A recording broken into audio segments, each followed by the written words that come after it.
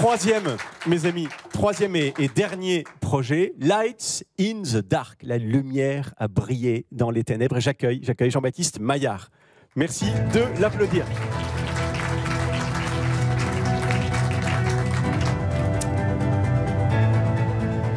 Chers amis, le salut des âmes vous empêche-t-il de dormir? Comme Saint Dominique, ce souci est-il votre souci? Imaginez que demain, des millions de personnes ayant soif de Dieu puissent rencontrer le Christ grâce à vous et Internet, et que leur vie soit changée. Imaginez que la présence catholique soit si visible dans Google et les réseaux sociaux qu'il suffit d'un clic pour la trouver. Imaginez que nous soyons assez nombreux pour proposer 24 heures sur 24 d'entrer en contact avec des catholiques pour aboutir à une rencontre en chair et en os dans la vie réelle pour les conduire à Jésus. C'est ce que nous proposons avec Light in the Dark.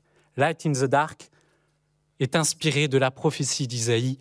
Le peuple qui marchait dans les ténèbres a vu se lever une grande lumière. Voici les 3 grands axes de notre mission. 1. Évangéliser aux périphéries d'Internet. Former les catholiques. L'innovation numérique essentielle à la poursuite de cette mission avec notre lab. Aujourd'hui, nous sommes une communauté de plus de 300 e-missionnaires du monde entier. Du Mexique à l'Ouzbékistan, en passant par la Suisse, Israël ou le Sénégal.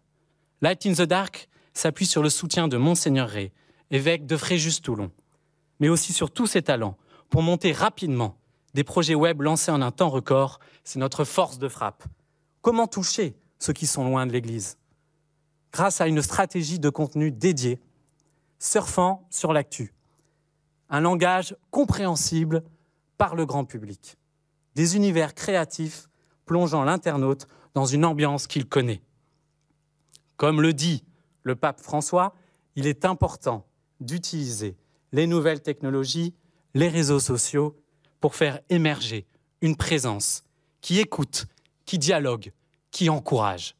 C'est ce que nous faisons avec notre outil de live chat, comme cette personne qui nous a contactés de Casablanca via notre site l'inquisitionpourlesnuls.com, qui se posait des questions sur l'histoire de l'Église, avec qui nous avons eu une très longue discussion en direct, pendant laquelle nous avons annoncé Jésus. Comme beaucoup d'autres,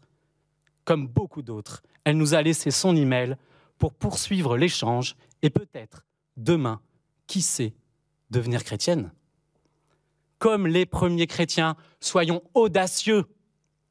Aujourd'hui, une dizaine de sites thématiques sont en service, avec en moyenne 1000 visiteurs uniques par mois pour chacun d'entre eux.